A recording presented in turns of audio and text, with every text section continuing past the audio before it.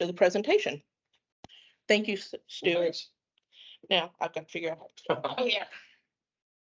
Well, thank you all for having me. Thanks to Lexington Public Library for hosting me as well. And as John had mentioned, today I'll be speaking about my new book, which is titled Anatomy of a Duel, Secession, Civil War, and the Evolution of Kentucky Violence. And this book really examines the secession crisis, the Civil War, and how violence sort of changed in the bluegrass state through the lens of a duel that was fought in 1862 between a Union colonel and a pro-Confederate civilian, who I'll be talking about in just a few minutes.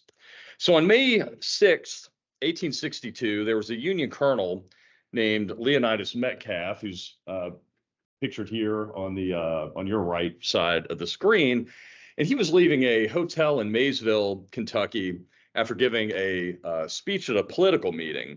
And at the time, Maysville was a small town on the Ohio River, had a population of about 3,500 people, and during the early stages of the Civil War, had been an important strategic point and a critical point where the Union Army was shipping firearms into Kentucky to sort of arm Unionists at an early crucial stage during the war. Shortly after that point, a Union recruiting ground was set up in Maysville, and the area really quickly became this important strategic point in Kentucky. As Colonel Metcalf left this hotel in downtown Maysville, there's a local resident named Isaac Nelson who appeared, and he abruptly handed Colonel Metcalf a note.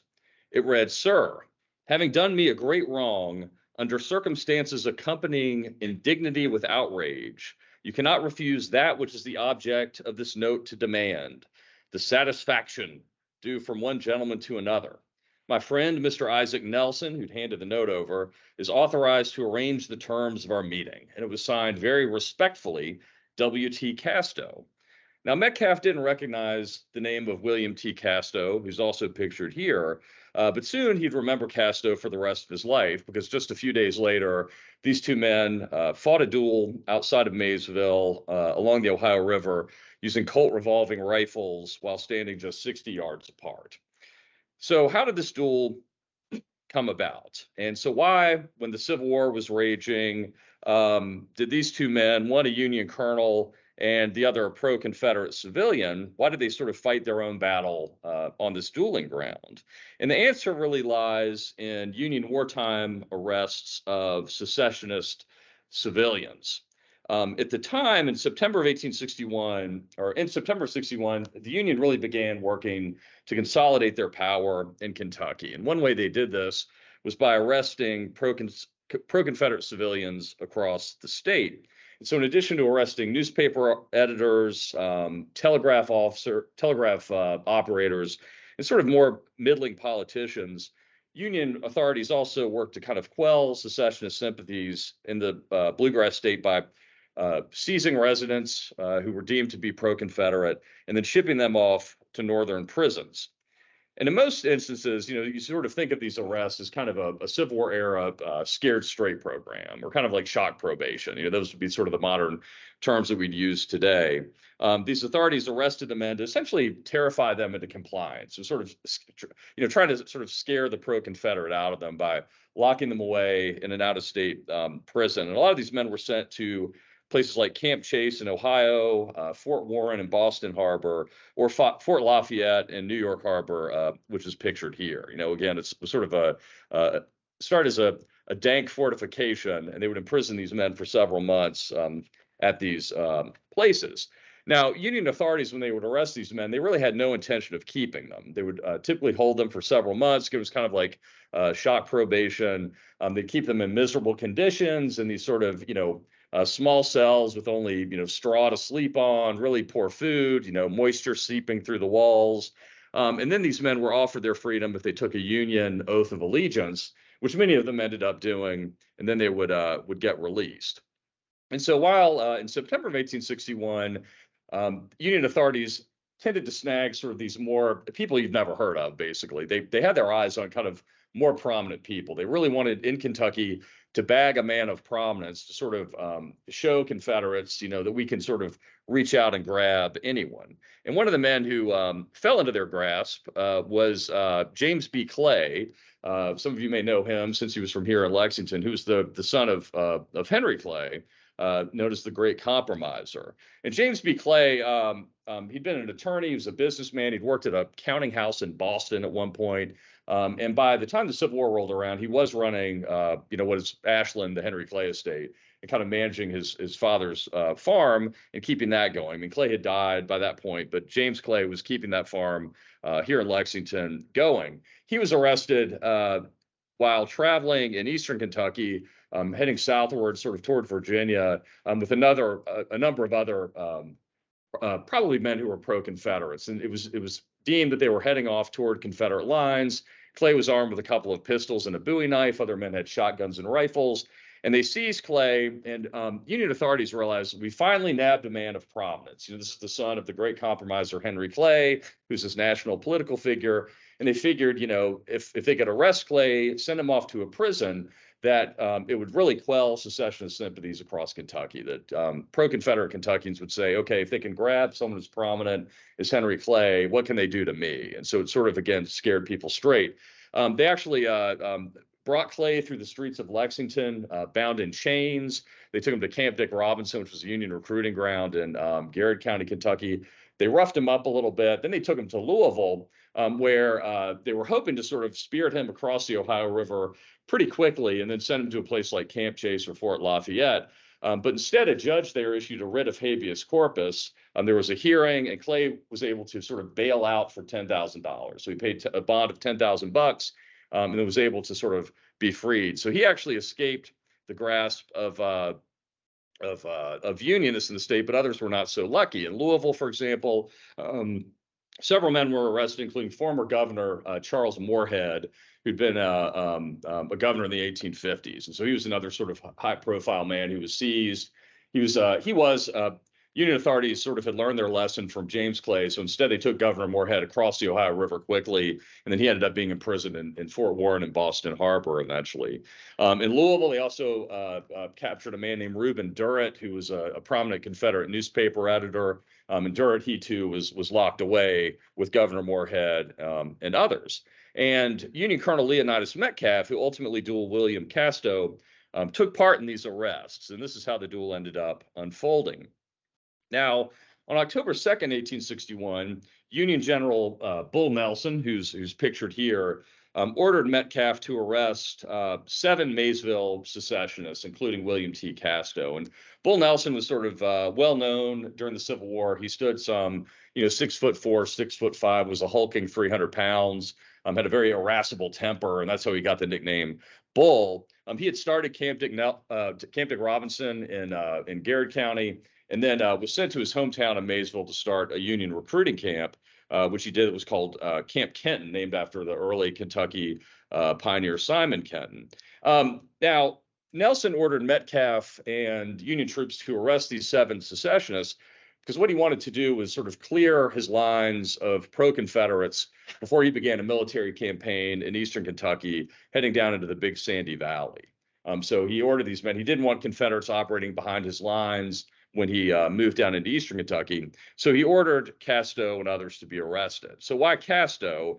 He was essentially a grocer's son. He was a well-off attorney who really didn't work. It was said that while other attorneys spent time at the legal bar, Casto spent all his time at a bar and a tavern drinking. It was sort of a local joke that people said about him. He'd been a former mayor of Maysville for just a couple of years, but again, was really sort of considered a man of leisure at the time. However, he made Union officers pretty angry by arguing with them when Union recruiting camps were established. And he was supposedly a well-known secessionist in Maysville who sort of worked to outfit Confederate soldiers in the region. Other men who were arrested during this time, these other sort of 7 Maysville secessionists, included a former U.S. congressman named Richard Stanton, whose sort of one claim to fame at that time was he basically came up with the name of Washington State.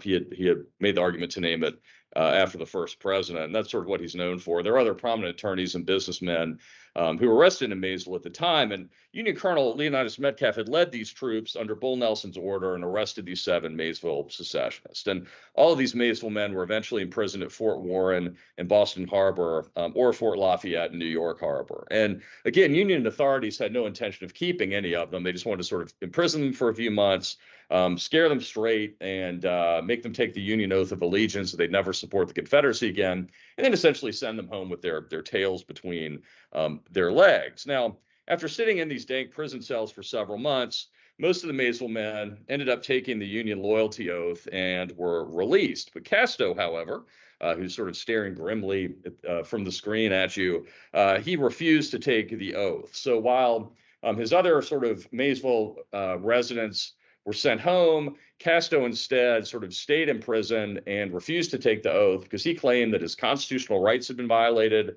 that he hadn't committed any crimes, and that he wasn't therefore signing going to sign a Union loyalty oath at the time.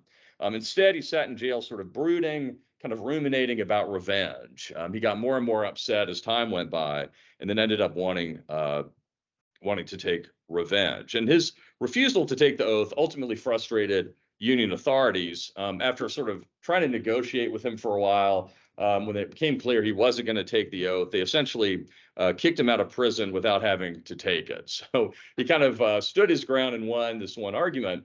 And as soon as he returned to Maysville, he immediately began practicing with pistols and rifles, preparing for a duel. He wanted revenge on basically the first person that he could find who was associated with him being arrested, and that ended up being Colonel Metcalf. Now, since Metcalf was an upper class gentleman, and since Casto was also sort of a member of the upper class in Maysville, he wouldn't just simply shoot Metcalf on the street. Instead, he would go through the formal challenge of challenging Metcalf to a duel. And when Metcalf received this challenge note from Casto, which I mentioned at the beginning of the talk, he literally had no memory of who Casto was. He's like, I don't know this person. I don't know why he wants to fight me. Metcalf, however, was sort of an early staunch Unionist in Kentucky and a man who was not going to back down from a challenge. He was a native of Carlisle, Kentucky, about 30 miles from Maysville. And he was the son of Kentucky Governor Thomas Metcalf, who'd earned the nickname Stonehammer because he was a stonemason. And Metcalf was a well-known Unionist who really eventually played a hard hand against secessionist civilians in Kentucky. And later he vocally blamed slavery as being the cause of the Civil War, which was sort of most Unionist Kentuckians at the time were they were pro-Union, but they were also pro-slavery. And Metcalf sort of went against that typical Kentucky grain by blaming slavery and slave owners as being the cause of the Civil War. And this really earned him the ire from a lot of his friends and neighbors and a lot of people in Kentucky. So the Casto-Metcalf duel really played into Kentucky's own brand of what we call sort of Southern honor culture, and that idea of honor that we've all heard about. That's the cause of so many of these duels. And so, what was honor, and how did it push people like Casto and Metcalf to the dueling ground? And again, most of the duels had their roots in this cause of honor. And to simplify it, the code of honor was really sort of unwritten rules of behavior that regulated how you would act in society, but also how society viewed you as well. So it was essentially your reputation in the community. And so above all, those who followed this code of honor, which were typically more upper class Kentuckians, really worked to avoid embarrassment and shame. You want to keep your reputation intact. And so, for example, if someone from the same social class as you insulted you or cheated you, you might issue a duel in order to kind of keep your reputation intact, show you had courage, were a brave person. Otherwise, your friends and neighbors might sort of brand you as a coward and shame you. One historian has written that honor was a Homeric value where, quote, it was imperative to affirm one's worth publicly and to resist at any cost threats to that reputation. Historian Ed Ayers has also written that honor was, quote, a system of values within which you have exactly as much worth as others confer upon you. So again, it's how was society looking at you? And if you were insulted, again, the way to redeem that sort of potential lost honor was sometimes to go on the dueling ground. So again, if your honor was sort of impugned by insults, social slights, failed business deals, arguments, and more. These blue-blooded Kentuckians could sort of solve that affront by fighting a formal, structured duel. And we know that a lot of upper-class Kentuckians like Henry Clay, Cassius Marcellus Clay, who's the noted abolitionist from Richmond, John Rowland, who lived in what is now my old Kentucky home, and others. All these men ended up participating in various duels in order to maintain their reputations. And among them, sort of the threat of lost honor really outweighed any legal consequences that had been put in place to curtail dueling. And the practice of dueling had been illegal in Kentucky as early as 1799. Anyone who was convicted of giving a challenge to duel, accepting a challenge, or fighting a duel was banned from holding any state office for 7 years. And all public officials, including lawyers, legislators, the governors, and more, had to swear an oath to affirm that they never acted as a second in a duel, meaning they never helped with a duel and never fought one. And some of you, if you've ever seen a lawyer swear in, or even I think members of the board of this library probably too, have to swear this oath that they'll uphold the Constitution of Kentucky and that they've never dueled. And that usually gets sort of a chuckle from the audience when we hear it today. But the reality is it was put in place at a time when Kentucky officials were really trying to curtail dueling among the upper class. They thought that kind of political aspirations of these blue-blooded Kentuckians would sort of prevent people from dueling if they would lose their chance to hold office. However, as we know, these sort of oaths to not duel really didn't, dissuade a lot of Kentuckians from dueling. Again, prominent men like Henry Clay fought duels. When they did that, it really placed a societal and cultural stamp of approval on dueling, despite any laws against it. And courts rarely prosecuted duelists. And again, the practice became sort of a form of regulated community-sanctioned violence at the time. It's also been argued that like the practice of dueling may have even made it more, or laws against dueling may have even made it more popular too. And some historians have also argued that sort of when duels started to be seen as sort of a Southern thing, the Southernness of the dueling also made that more popular. It sort of became a cultural thing that happened at the time. And so a lot of people would swear that they would never duel. I found in doing the research on this book, I found there was a list of men who had written this pledge that they would not duel, but one man actually wrote a little caveat. He wrote, "I will not duel except under very extreme circumstances." So, they sort of played fast and loose with these pledges at times. And one of the men who signed that duel actually ended up fighting an affair of honor himself later. But in Kentucky, the lax attitude that the state had toward dueling, especially prosecuting duelists, became pretty well known. And one out-of-state duelist said about his opponent later, he said, "I wish I had him in Kentucky that I might kill the dog without the trouble of fighting him." So Kentucky was sort of seen as being a place where if you killed a man by a reason of, sort of honor or insult, you weren't going to get prosecuted at all. So since we're in Lexington, the home of Henry Clay, I want to kind of talk a little bit about, the man who became known as the Great Compromiser, which is sort of an ironic nickname, considering he did not compromise when it came to dueling, and he fought sort of 2 duels on the dueling ground. He had a couple of duels. In 1807, he was a state legislator, and he and Humphrey Marshall, who was another legislator, had argued in the Kentucky House of Representatives. And at the time, tensions were high with Great Britain, and Clay had sort of issued a resolution that said that Kentuckians should only purchase clothes of domestic manufacture. So instead of buying British clothes, you should only buy sort of homespun garments that were spun in Kentucky. And Marshall, who's a former U.S. congressman, called Clay's idea, quote, "the claptrap of a demagogue." And this really insulted Clay. And so he challenged Marshall, who accepted, and they fought a duel in Louisville with pistols standing 10 paces apart, or about 30 feet, which is kind of the typical distance and weapon used for duels. And although both men missed twice, on the third fire, Marshall shot Clay in the leg, giving Clay a minor wound. And if you were wounded, the whole point of dueling was it was supposed to be a very fair fight. So if anyone was wounded or injured in the duel, it would automatically end it. It would mean honor satisfied, it's sort of over. So since they weren't always trying to kill each other, basically. And so since Clay had been injured, that duel ended. Several years later, in 1826, Clay fought again when he was actually U.S. Secretary of State, if you can believe that. He fought a duel. Imagine Madeleine Albright, for example, going out to the dueling ground and taking a shot at someone. But he ended up getting in an argument with John Randolph, who's a senator from Virginia. Randolph called him the cross between the Puritan and the blackleg, like basically calling Clay a swindler.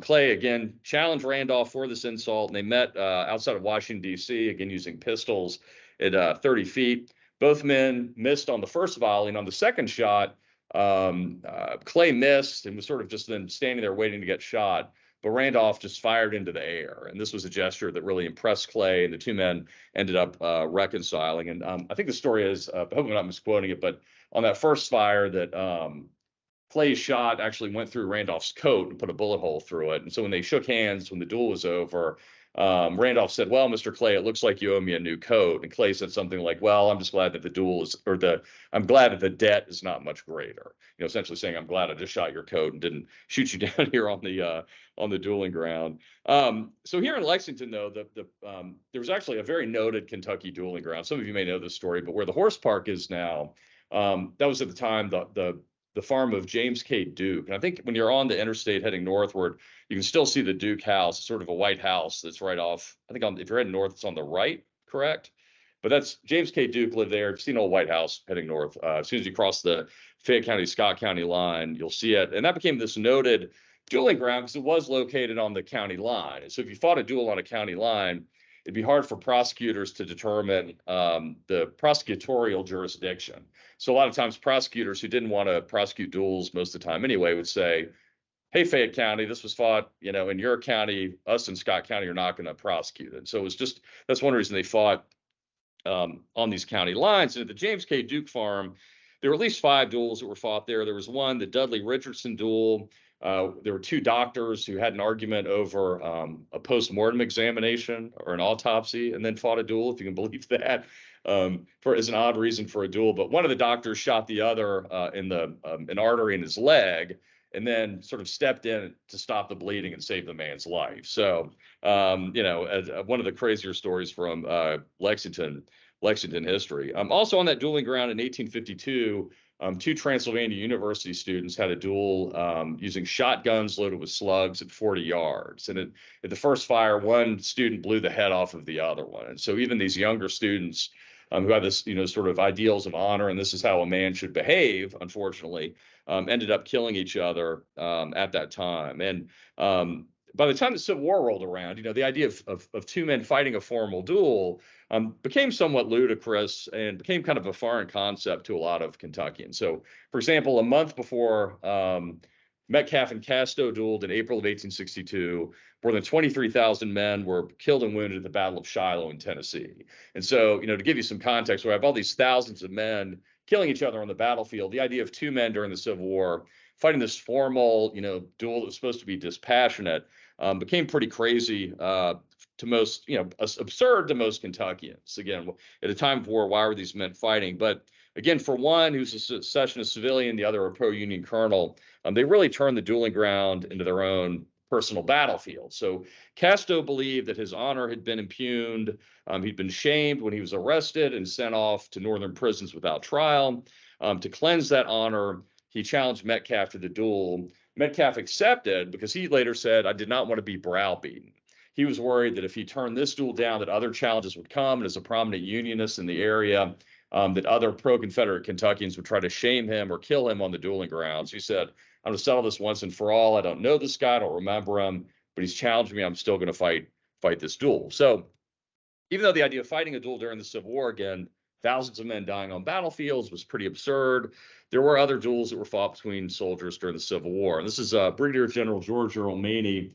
And he fought at Perryville, and his brigade at Perryville sort of had attacked over multiple hillsides against the Union left flank. A lot of his regiments lost about 50% casualties, really went through the grinder at Perryville. And after the Battle of Perryville, a Nashville doctor essentially accused Maney of cowardice at the Battle of Perryville. And while details were pretty scant, Maney challenged this doctor to a duel and evidently wounded the doctor in the duel. Other duels happened between prominent Confederate officers. John Marmaduke, who's pictured here, ended up fighting a duel near Little Rock, Arkansas in 1863 against another Confederate general named Lucius Walker. And tension had existed between the 2 men earlier. They would always accuse each other of not supporting one another on the battlefield, like, "Walker, your regiments didn't help me out," that sort of stuff, and argued. And finally, they ended up on the dueling ground. They fought with 6-shot Colt Navy revolvers at 15 paces, so about 45 feet from one another. And Marmaduke kill Walker in that fight. And although Marmaduke was charged with murder and was going to be court-martialed, those charges were eventually dropped because, again, at the time, most people saw dueling as a viable means of conflict resolution. If is probably one way to put it. And so a lot of times these men were not prosecuted. And again, they were supposed to be sort of duels without emotion. And so here's how duels typically worked. If you felt that your honor had been maligned, you would have your second, who's a trusted friend, who acted as an intermediary and a negotiator, would then send a challenge to duel your adversary. And so again, as a reminder, this is what happened to Metcalf and Casto. Casto sent Isaac Nelson to challenge Metcalf. And so if you were then challenged to duel, you as the challenged party would have the right to pick the time, the place, and the weapons to be used in a duel. And so the challenged party, again, typically got to choose the time, place, weapons of the duel. And typically pistols at 30 feet was the kind of the gentleman's choice. And that's why, gentlemen at the time would have sort of a finely crafted set of dueling pistols. That was the typical weapon. But sometimes, stranger weapons were chosen, rifles, bowie knives, swords were chosen. Abraham Lincoln actually almost fought a duel. And there was a state auditor. And when Lincoln lived in Illinois, there were a number of letters written to newspapers sort of condemning this auditor. The auditor figured out that Lincoln had written these letters, challenged Lincoln to duel. Lincoln, of course, who'd honed his strength swinging an axe on the frontier. The auditor was much more diminutive, so Lincoln chose broadswords to duel. The auditor thought, better of it, and then sort of backed out. And Lincoln basically later said, if we had dueled, I would have cut that man in half, is what he. So, imagine, would Lincoln have been elected president had he killed the Illinois state auditor in a duel? In the 1860 election, he only got 5 votes here in Fayette County, of course, the home of his Todd in-laws. So maybe he would have gotten more votes in Kentucky had he actually killed a man. But we will never know. But so back to Casto and Metcalf. But again, odd weapons were sometimes chosen. Sometimes suicidal terms would end a duel. There's one account I found where a man got challenged to duel. He said, okay, we're going to stand 5 paces apart. We're going to rest double-barreled shotguns on wires. And at the count of 3, we're both going to pull the trigger. And the guy who challenged said, that's insane. I'm not doing that. So the duel fell apart. So if you want to get out of the duel, if you could pick a more sort of crazy way to do it, sometimes you could get out of the fight. So here, back to, Casto and Metcalf, their duel along the Ohio River. And so on May 8th, 1862, 2 days after the challenge was issued, Casto and Metcalf fought their duel on the fishing shore, it was called, along the Ohio River, outside of Dover, Kentucky, near Maysville. And again, at this point, as the challenged party, he actually chose Colt revolving rifles, which are pictured here. And as one Dover resident put it, he said, mutual friends made an effort to reconcile the political antagonists, but a fight alone could heal the wounded honor of the one and preserve its integrity to the other. So even though they tried to stop the fight, it went on. And as the challenged party, Metcalf chose this type of rifles at 60 yards. And Casto's negotiators initially balked at this idea, but they eventually settled on this rifle. And although they tried to keep the duel a secret, because again, dueling was illegal, hundreds of people actually showed up to witness this fight in May of 1862. It was seen as being a very kind of jovial atmosphere. It was almost like a big party that people were having. And Casto came down the Ohio River on a steamboat, was let off. Metcalf and his friends came up in carriages to the dueling ground. And Casto immediately started practicing with his rifle on the fishing shore. Metcalf is much more relaxed. He was the Union colonel. He ended up sort of taking a nap for a while, even though he was going to fight this duel with this man. At one point, he got up and he took a shot at a pocket knife that was stuck in a log at 60 yards, and he knocked the knife off of the log. So again, he was a great pistol shot. Now, why I don't want to ruin the story for anyone who wants to read the book, so I won't tell you the result of the fight today. But it's probably kind of obvious if one man can shoot a knife off of a log at 60 yards, how the fight is probably going to go. And this person called his shot, said, I'm going to shoot him through his left breast pocket. That's exactly what happened. And one man ended up killing the other and kept his reputation intact, while his opponent ended up lying dead on the shore of the Ohio River. So this duel is important because it was one of the last duels fought in Kentucky under what was called the formal Code Duello, There were, however, a number of other duels fought in Kentucky after the Civil War, not necessarily as prominent, but I did want to mention one that happened here in Lexington at what's now the Horse Park in 1866 between a former Union soldier and an ex-Confederate who fought with pistols at that dueling ground. And the two men had been antagonists before the war. And when they encountered each other after the conflict, they actually had a knockdown, drag-out fist fight at a tavern in Paris, but ended up fighting a duel here. And at the time, both men were physically broken, and this is what makes the story sort of even more ludicrous. Joe Deshay, he was a former Confederate.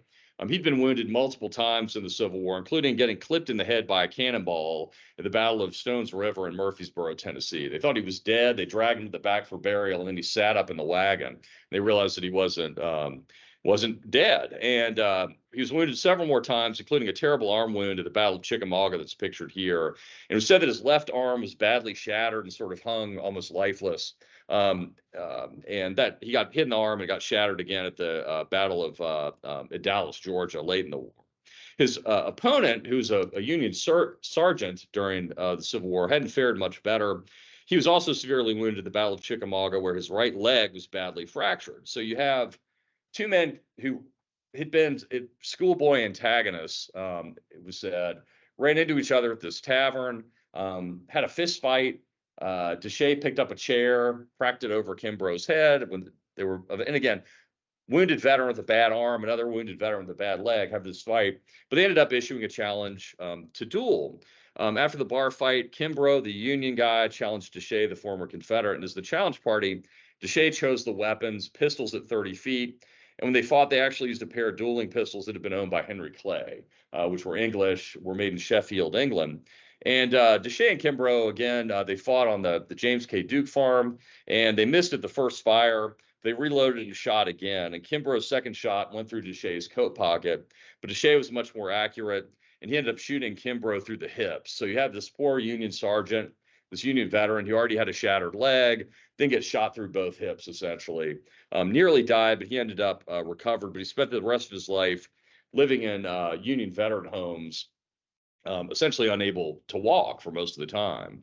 Deshay and his second actually fled to Canada to avoid prosecution, and they remained there for about 10 years. And finally, Kentucky Governor James McCreary, who himself was a former Confederate officer who probably knew Deshay, ended up pardoning the men, and Deshay returned to Kentucky, and he found success as a horse breeder here. So the duel between Castleton and Metcalf wasn't necessarily the last duel fought in Kentucky, but it does represent an important pivot point in Kentucky history that shows how the application of violence really changed in Kentucky after the Civil War. And so after the war, this idea of fighting a formal regulated duel ended. Kentuckians quit going to the dueling ground, having a negotiated fight, picking weapons, things like that.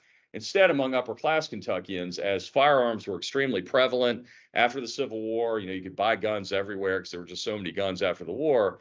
Upper class Kentuckians started carrying concealed weapons all the time, and this led to sort of hair-triggered reactions on the street. And knife fights and shootings became a very typical pattern in Kentucky between sort of upper class Kentuckians. So instead of writing challenges and negotiating the fight and keeping it dispassionate and fair, instead passion ruled the day. Men would pull pistols at events, political rallies, and would just have a shootout on the street, regardless of who was standing around them. And with the decline of the duel, one Southerner lamented, he said, quote, "But now the silver-mounted smoothbore dueling pistols have given way to the rifle-barreled revolvers, and quick snap shooting on the street has superseded the old-fashioned 10 paces.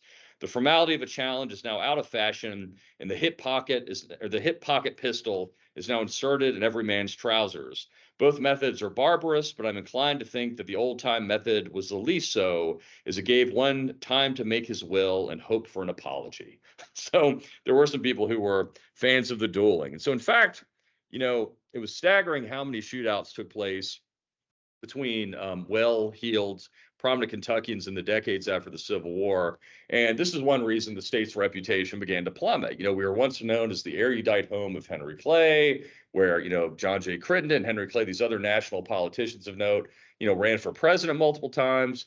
But instead, by the 1870s, 1880s, up into the early 20th century, the state's reputation began to decline. And this was seen because Kentucky was seen as being a very violent place. My dad, I grew up in Lexington, Virginia, and my dad told me a story once that there was a Kentuckian who moved to Lexington, Virginia, um, probably in the late 1890s or so, and he was walking up the local courthouse steps, and he saw two men having this like terrible argument. You know, both men were red-faced, spittle was coming out of their mouths, they were screaming at one another, and this Kentuckian immediately jumped in the hedges and hid behind a pillar, expecting them to pull pistols at any moment. He lay there waiting.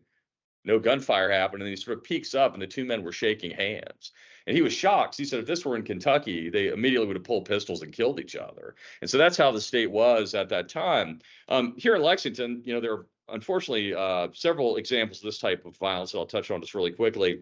You all remember the John C. Breckinridge statue that stood at the Lexington courthouse. That was installed in 1887. And on the day that it was installed, two men, Thomas Marshall Green, who's actually involved in the Castro-Metcalfe duel as a negotiator, had a shootout on the street with a man named Lou Baldwin, who was a Nicholasville county court clerk. And basically, Green was a journalist. Baldwin, this county court clerk. Green had been looking into missing poll books and sort of election fraud in Nicholasville. And he said some terrible things about Baldwin. So Baldwin was trying to challenge him to an actual more formal duel, but they ended up meeting on the streets of Lexington in 1887, had an argument, cursed at one another, then both pulled pistols and fired, and Green ended up killing Baldwin, who's now buried in the Nicholasville cemetery, left a widow and 5 children. So, you know, sort of very sad circumstances. In 1889, just 2 years later, two other prominent Kentuckians, a man named Armistead Swope and then William Cassius Goodloe, met in the Lexington post office in 1889. They were both prominent Republican Party operatives, hated one another, and as soon as they saw each other, they argued, because as luck would have it, their post office boxes, one was right on top of the other, and they happened to go get their mail at the same time. A fight broke out. Let's see, Goodloe, who's the nephew of Cassius Clay, carried basically a large switchblade knife, and Swope had a pistol. They grabbed one another. Swope pulled his pistol. Goodloe pulled his knife. Swope was stabbed 13 times. Goodloe was shot in the stomach. The bullet shoved a good luck charm that he kept in his pocket way down into his body. That ultimately killed him. But Swope, who again was stabbed 13 times, also died. So these two men killed one another. It was said for years in the Lexington post office, then downtown, that the bloodstains were still visible in the marble from these men having this horrible fight. So fights like this among upper class Kentuckians happened quite a bit. And again, it kind of doomed the state's reputation, as I said. And the state's reputation was further damaged in 1900 when Kentucky Governor William Goebel fell to an assassin's bullet on the lawn of Kentucky's old state capital. So again, all this community violence, there were headlines in the New York Times constantly, well until the 1930s, 1940s, sort of giving accountings of Kentucky violence and feuds and other killings that went on. And most of the headlines, the largest headlines essentially happened when a prominent Kentuckian killed another prominent Kentuckian, which unfortunately happened quite a bit. Goebel, for example, 5 years before he came governor, he shot and killed a man in a bank in Covington. They'd been arguing. Goebel was actually walking into the bank with Kentucky's attorney general. They walk into the bank. Goebel's antagonist was walking out. They both pulled pistols. Goebel shot him in the head from 2 feet away and killed him, again, while standing next to the state's attorney general, was never prosecuted, was elected governor 5 years later. So it gives you an idea. That in microcosm sort of explains how crazy Kentucky was during this time. But in my latest book, again, Anatomy of a Duel, I talk about kind of the secession crisis, and how violence changed in Kentucky during this time through the lens of the Castro-Metcalfe duel. And again, it provides sort of a pivotal point when dueling fell out of fashion. But again, that sort of honor culture remained alive in the state. And that's why Kentuckians of note would continue to get insulted. But instead of fighting these formal duels, they would instead handle it on the street. So this book's an examination of that violence and sort of the causes and consequences of this duel. So thanks for having me today, and appreciate you all coming out on a rainy day. And I'd be happy to answer any questions or tell more terrible stories of woe and violence on the streets of Kentucky. But yeah, thanks for having me.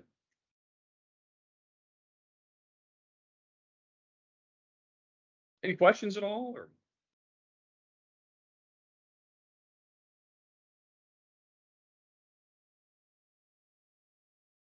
No, they would typically, they'd pace it out first. So you'd pace out, 10 paces and you stand here, and they'd flip a coin to determine who called the fire. And so in the Casto Metcalf duel, the way it worked was they flipped a coin, determined who would do that call to fire, and they'd say, ready, fire, 1, 2, 3. And during essentially that 4-second interval, you could shoot.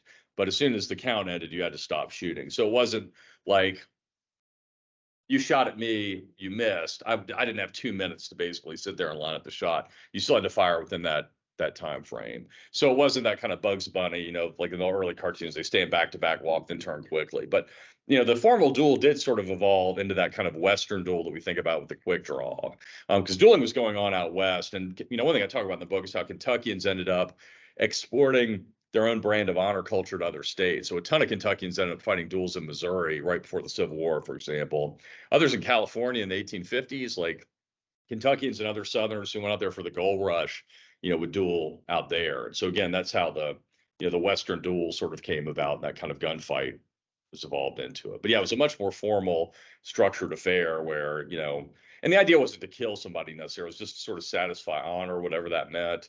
If you missed on the first fire, you determined, do you want to shoot again? A lot of people, because, obviously nerve-wracking to get shot at, just wanted to quit. So one example, after one duel, the 2 men missed, and one second came up to another one and said, how about if they just shake hands? The guy said, well, their hands have been shaking for this last half an hour. Because, there's another great story, like Cassius Clay, this noted Bowie knife fighter and emancipationist, also fought a number of duels. It was said that he could sever a silver chain with a pistol at 10 paces. And so after he fought a duel, he kept missing. And somebody came up to him and said, Cassius, you could shoot a silver chain. How could you not hit this guy? I said, well, the damn chain never had a pistol in its hand. So, staring down the barrel of another gun was not shooting at a target. So a lot of duels went off, and the number of them was sort of hard to ascertain because, they didn't want the press because it was illegal. A lot of times people would go out of state, a lot of Tennesseans. There's the dueling ground racetrack down in Franklin, Kentucky, and Simpson County on the Tennessee-Kentucky border. That was a noted dueling ground where, Sam Houston fought a duel down there. A bunch of other prominent, Andrew Jackson fought one there.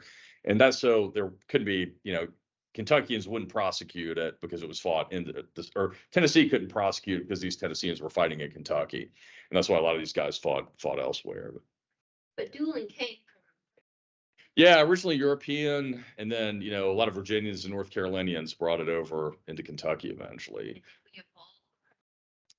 Yeah, it's weird because sort of every state had their own kind of version of dueling, in the sense of, like some people would rifles.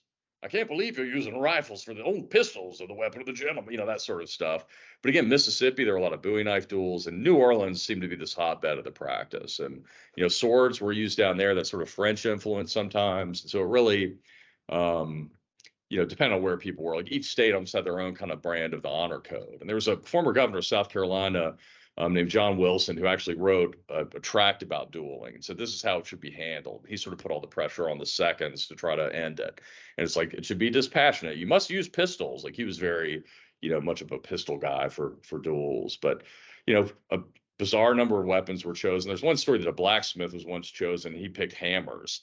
And I don't think that ever probably transpired. But, I guess it's, tools of the trade were pretty handy. But, yeah, a lot of different ones. And again, the idea was keep it dispassionate, keep it fair, and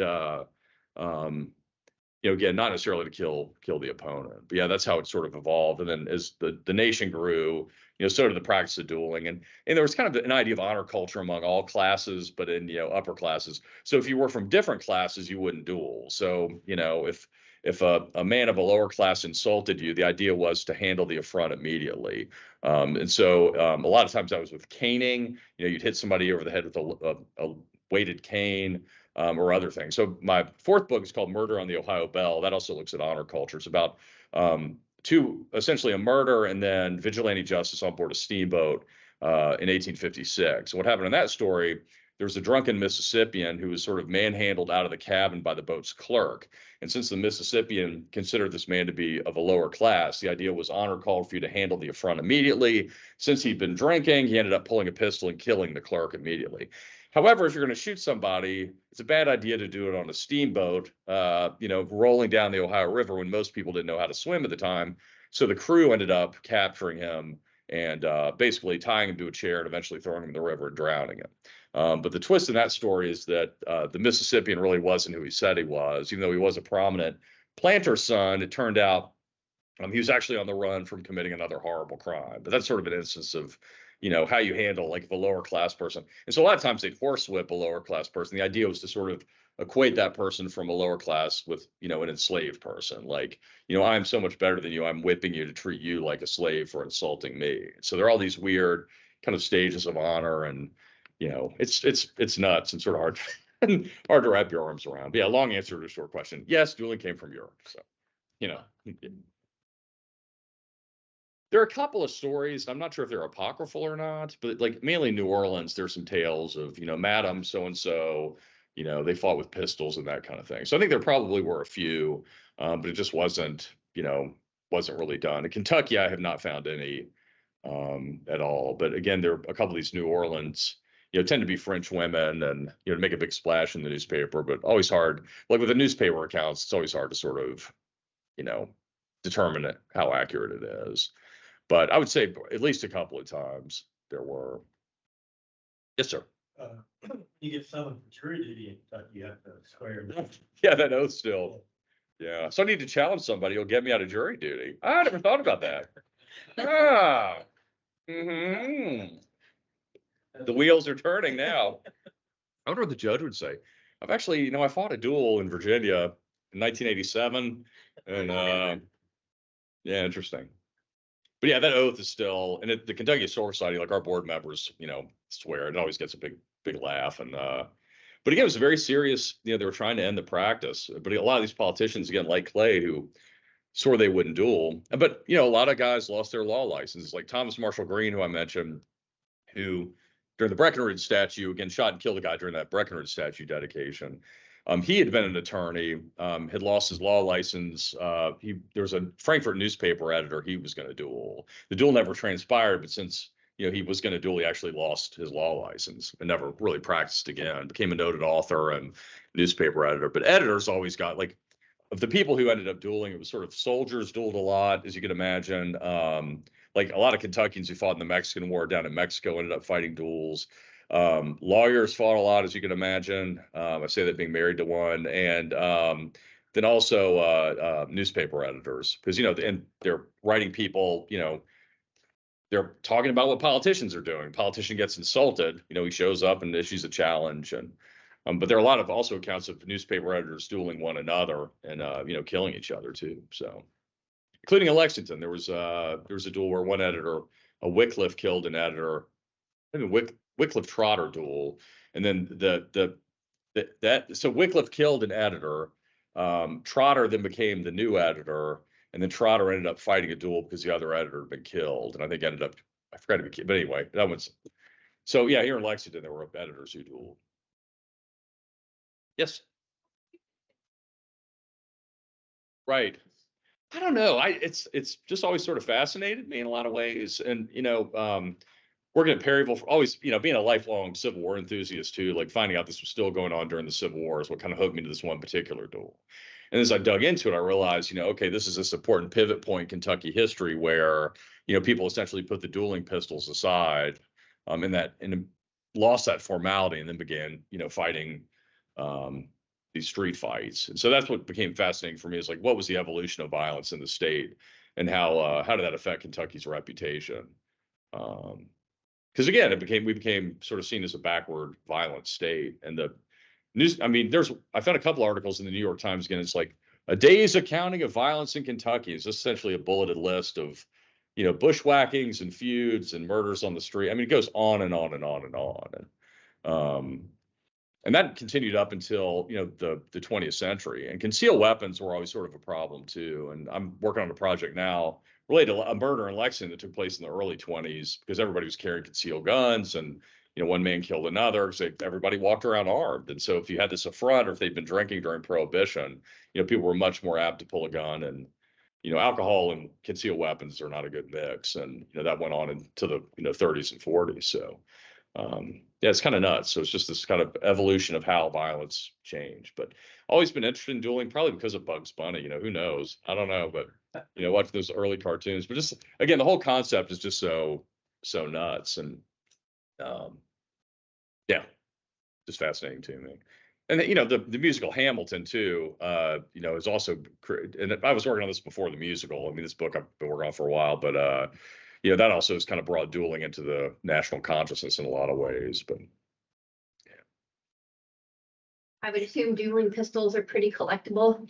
I think they're really expensive now, actually. I mean, it's like thousands and thousands of dollars. But yeah, so if anybody wants to buy me a pair, I'd love to have some. But yeah, we have a few at the Kentucky Historical Society, which are pretty great. But you know, the idea was, you know, there were they also wanted to use flintlocks because you know they were sort of considered to be and smooth bore, so it was less accurate. Again, sort of for fairness, you're not necessarily trying to kill the person, so they weren't necessarily target pistols. They were well balanced guns, but a lot of times it was a smaller caliber.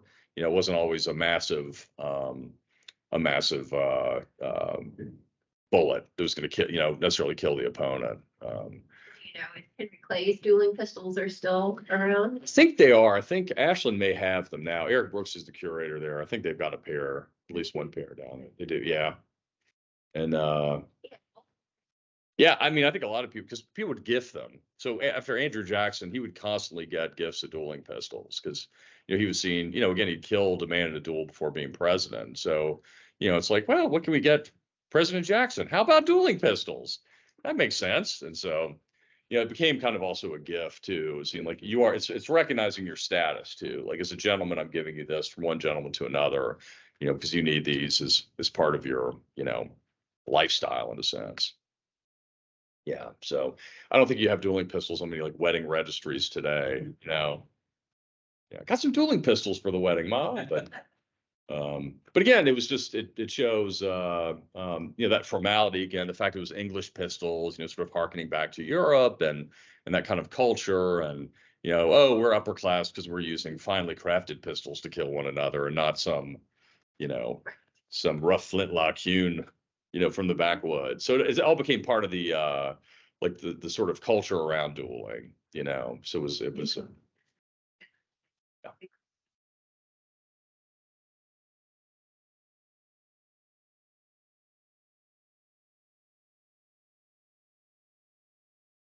Mm, and shooting people. right. And it's so frightening. Yeah, and you know, the idea of dueling was to sort of prevent kind of random violence and barbarism in a sense. And so the idea was right. Yeah. Devolved in a sense. Not that that's a weird way to put it. Not that dueling was a good thing by any means, but and that's the point that guy made at the end. He's like, you know, we've given up this formality. You know, at least you had a chance to write your will, but now, you know, you're just going to get shot down on the street if you insult somebody. But yeah, so real happy topic. Yes, sir. When Bull Nelson was murdered in Bull, Yeah. was that considered a duel? No, that was considered a murder, basically. Yeah. So Bull Nelson, who I showed earlier, who again was the 6'5" guy. Find this real quick. Here's Nelson. Can y'all see this? Yep.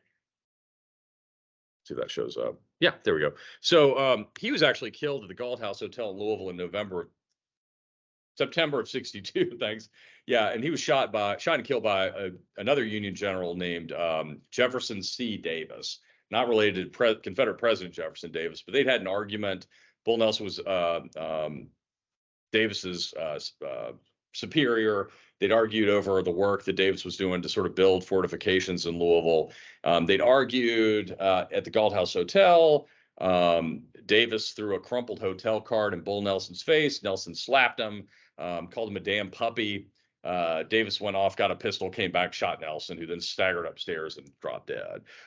Davis, however, was never prosecuted for killing him because people sort of hated Nelson because he was so obnoxious. And it was the war was going on, but it was just, I talk about it in the book, but it was not considered a formal duel by any means.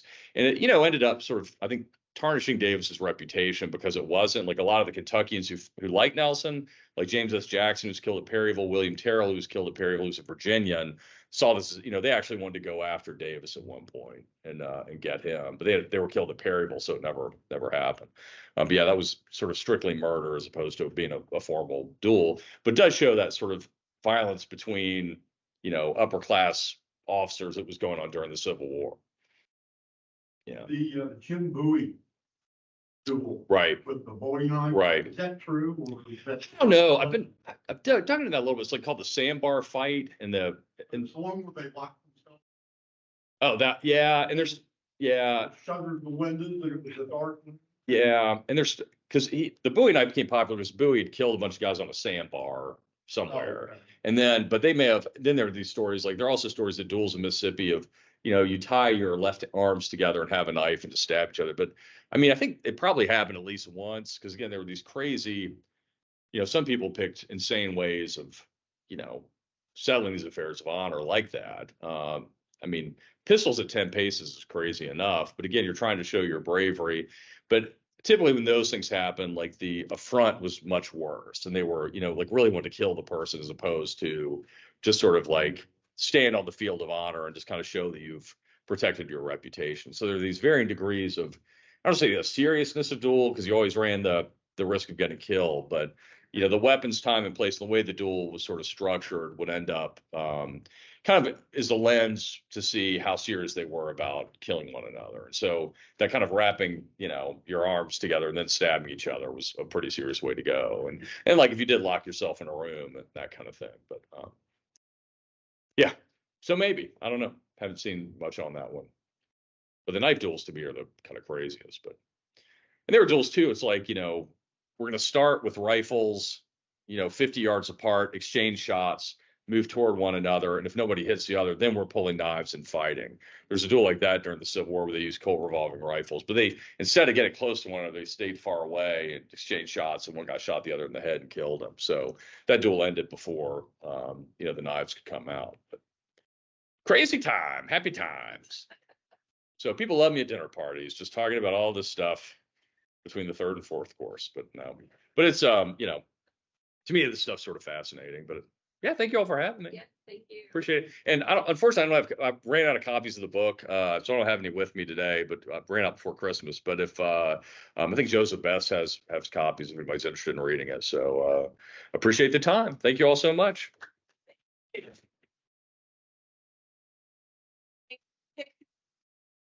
It will be on our YouTube channel probably within the week.